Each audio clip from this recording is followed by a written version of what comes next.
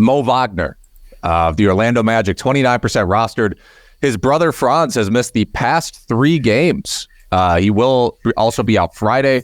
Franz will. Good chance he's being out of him being out Saturday as well. He was ruled out basically a day in advance of Friday, the back-to-back. Again, don't be surprised. Past 3 games for Mo, 18 points on 12 shots, 9 boards, 2 assists, 2 steals in 31 minutes. Magic have 4 games next week. Great streaming opportunity. Better pickup if you are in a daily lineups league, daily transactions league, because we don't know about Franz for next week. So keep that in mind when picking up Mo if you are in a Sunday waiver league like a lot of us are. Guess who's back, gentlemen? The cockroach, TJ McConnell of your Indiana Pacers. He is rostered in 54% of leagues. People have been scooping him up the last few days. He's our cover guy for this week's video. Pacers have 4 games next week, but more importantly, unfortunately, Tyrese Halliburton is out for at least 2 weeks. And, they're starting Andrew Nembhard, but he's not the guy. The cockroach is the better point guard, and this fast-paced offense needs a real floor general. Look, McConnell, per 36 this season, is averaging a double-double. 18 points, over 11.5 assists, over 6 rebounds, and this is huge, 2.3 steals per 36 minutes. McConnell's always been a great steal guy. At 31 years of age, he still has lots of gas in the tank. Would I want to start him all year? No, but I think he's going to be awesome these 2 weeks. Pacers have 4 games. He's a dream streamer this week. My second pickup, which is technically a long shot, Kris Dunn of the Utah Jazz, who is only 11% rostered. Don't look now, folks. The Jazz are 12-4 since December 13th, one of the hottest teams in the NBA right now. Past 11 games for Dunn. Pretty big sample. These are all starts. 5 points on 5 shots. Yes, this is horrible. He is destroying your field goal percentage. But 6.5 assists, 3.9 rebounds, 1.5 steals, 1.0 blocks in those starts, and only 1.1 turnovers if you play in 9-cat leagues. Jazz have 4 games next week. They're running hot. Dunn is playing well. This is a great situation to get potentially, you could get, 24 assists and, who even knows, man, 12 combined steals and blocks into your lineup this week with Dunn. I'm going with newly signed Vince Williams Jr., the rookie wing for the Memphis Grizzlies. 6'6", second-round pick. Look, Marcus Smart is out for at least 6 weeks. We know Ja is out for the season. He started and played 30 minutes in that Wednesday blowout surprise win at Dallas. Memphis just gave him a 3-year contract to bump him off his 2-way deal. And they cut Bismack Biyombo to make room for Mr. Williams. In 8 starts, he's averaged 6.6 points, 7.4 rebounds, 1.3 steals, half a block, and over 1.5 triples. So some unusual stat production. But I think they're committed to Williams, and he's going to start for a while because they're playing the youngsters. And they realize with Ja out, might as well develop guys. And I think they see Vince Williams as a diamond in the rough. Going to Golden State. Yeah, we've discussed this rookie already this season, but Trayce Jackson-Davis, rookie big man for the Golden State Warriors.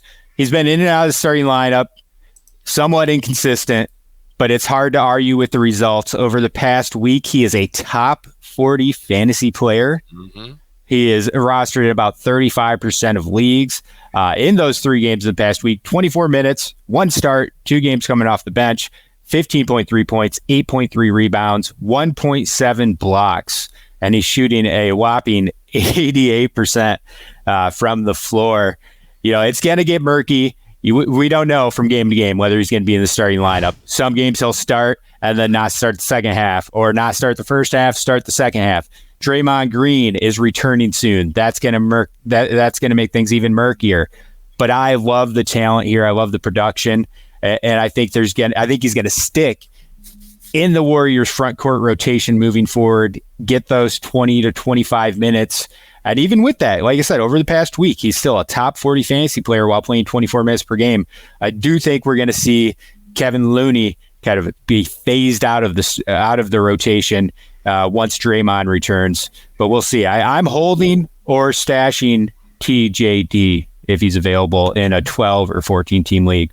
My next pick, which is also technically a long shot pick, Dennis Smith Jr. of the Brooklyn Nets, 19% rostered.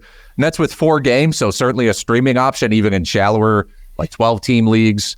Past 10 games for Dennis Smith Jr., 7.9 points, 5.2 assists, 3.7 rebounds, 1.1 steals in 22 minutes.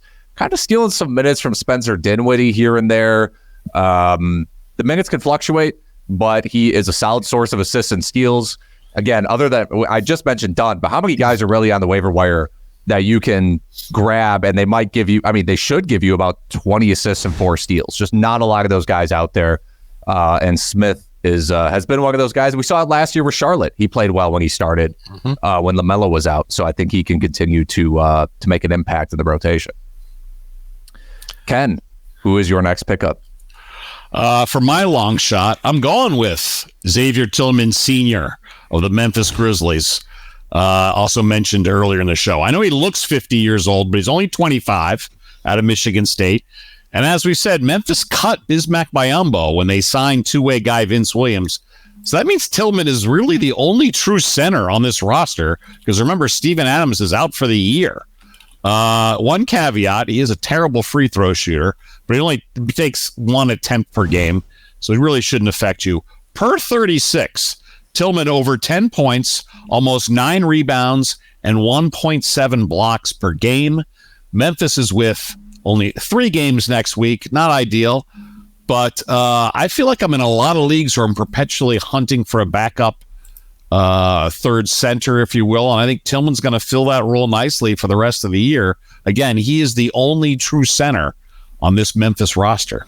It's my long shot of the week, Sam Merrill for the Cleveland Cavaliers. He's already had some games. DFS players are definitely familiar with him. He's had some big games coming off the bench and spot starts. Max Strus left Thursday's game early after playing just 7 minutes. And as a result, Sam Merrill saw a lot of extra playing time. He ended up with 32 minutes, just 6 points, 9 rebounds, 1 assist, 1 steal.